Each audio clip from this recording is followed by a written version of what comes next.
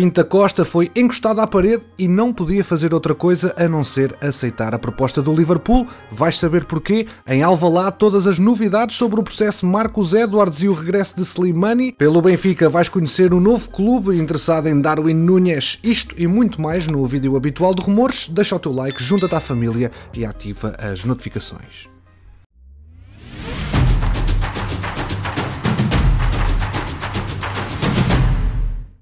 E começamos com a principal notícia do dia. Ruben Semedo está no Futebol Clube do Porto, é oficial e garantido, com os Dragões a ficarem com uma cláusula de opção de compra não obrigatória, mas a exercer no final da temporada, de 7 milhões de euros. É uma boa contratação para o Futebol Clube do Porto. Irá Ruben Semedo acrescentar qualidade então ao eixo central da linha defensiva dos Dragões? Imagino que não haja nem um adepto do Futebol Clube do Porto contente com a mudança de Luís Dias para a Inglaterra. Digam-me um, como diz o outro. A verdade é que os Dragões tinham uma necessidade por trás desta venda. Ora, o Futebol Clube do Porto foi notificado no início de dezembro que estava obrigado a saldar todas as dívidas até 31 de janeiro, tendo a pender sobre si a mesma ameaça que o Sporting e Santa Clara, formulada pelo organismo de controle financeiro da UEFA, também fez saber. Os azuis e brancos foram logo sancionados em dezembro com uma multa de 300 mil euros, ficando em xeque no que toca ao fair play financeiro se não pagassem uma verba entre 5 a 6 milhões de euros.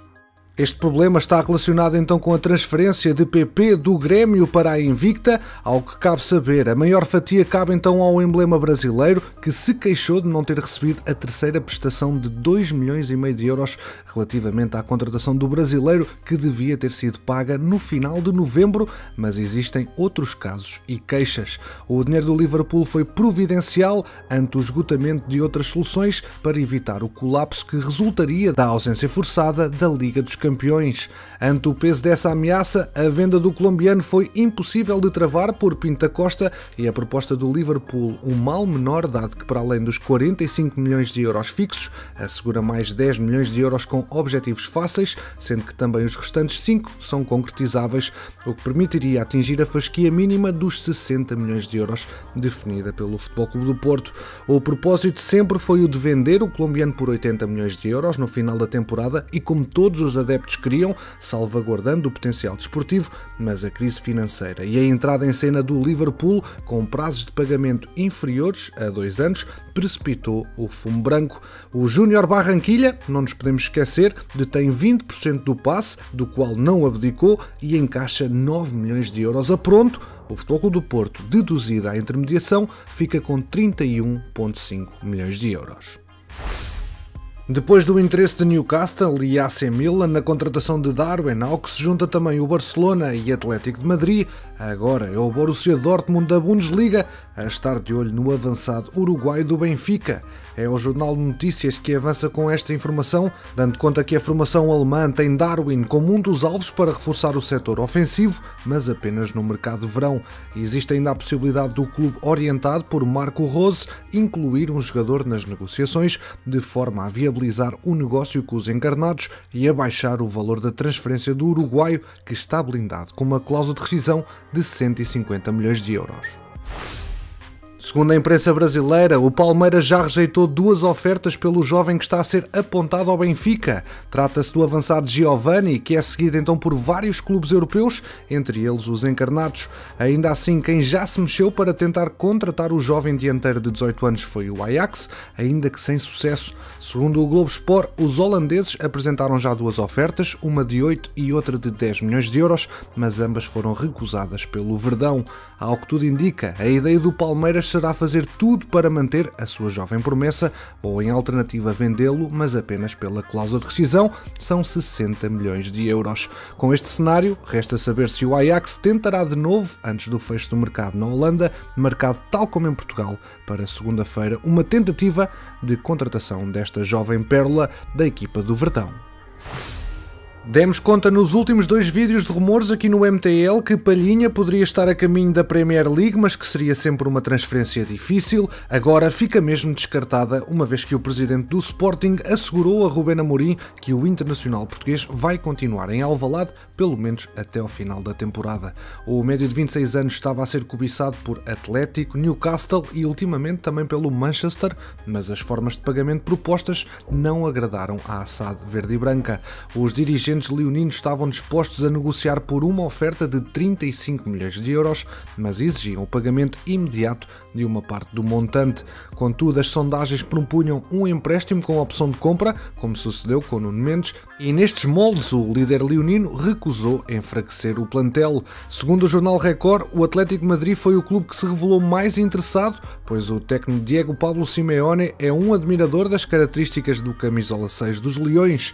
Contudo, dado o rendimento irregular da equipa colchonera, a presença na próxima edição da Champions não está garantida e, sem esta certeza, a direção do clube madridista não quer fazer investimentos avultados.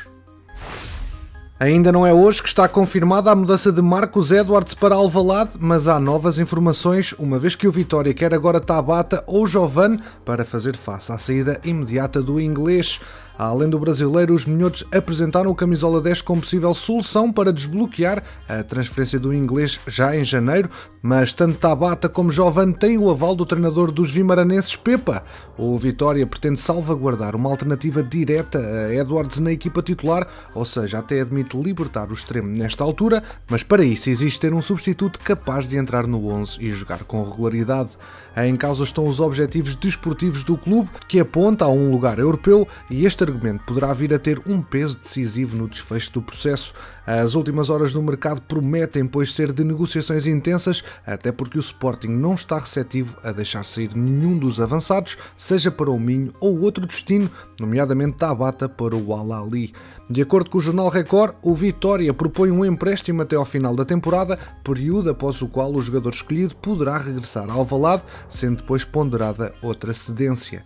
O equatoriano Gonzalo Plata, se não ficar no Valladolid, tem a opção de compra de 10 milhões de euros, surge como outro dos candidatos, mas somente no verão. Se as partes forem capazes de resolver este impasse, a transferência terá mesmo pernas para andar até segunda-feira. Como já referi no último vídeo, a componente financeira do acordo está acertada e, se não se concretizar agora, poderá ser consumada, em último caso, no final da época. Porém, os Leões vão mesmo fazer um pressing para ter o inglês em Alvalade até ao final do mês. Nós aqui pelo MTL acreditamos que será esse o desfecho do negócio. Campeões, vamos então a Slimani, que vai mesmo ser reforço do Sporting, regressando a Alvalade 5 anos e meio depois de ter rumado ao Leicester. Na altura, o campeão inglês, a troco de 30 milhões de euros, garante o jornal A Bola. O internacional argelino de 33 anos, recorde-se, cumpre a segunda temporada no Lyon, emblema com o qual termina contrato já em junho, e é tendo em conta esse panorama, o facto de poder definir o seu futuro já este mês, que levou a administração da SAD do Sporting a avançar desde já para um desejo antigo dos adeptos e do próprio jogador. Falta ainda, porém, Slimani chegar a acordo com o emblema francês, uma vez que os Leões estão disponíveis para receber o argelino, mas apenas como jogador livre. O salário, esse não será obstáculo na vontade do argelino e dos Leões. Slimani oferece atualmente 3 milhões de euros e em Alvalade ficará em valores próximos do teto salarial de 2 milhões de euros brutos, ao qual poderá ser acrescentado prémio de assinatura. Campeões, passa a bola para vocês. Aos 33 anos de idade, ainda vamos ver Slimani em grande forma? Campeões, obrigado pela preferência aqui no MTL. Já sabes que aqui ficas sempre atualizado ao minuto sobre o mercado de transferências. Deixa o teu like, ajuda o projeto a crescer e, quanto a nós, vemo-nos no próximo episódio.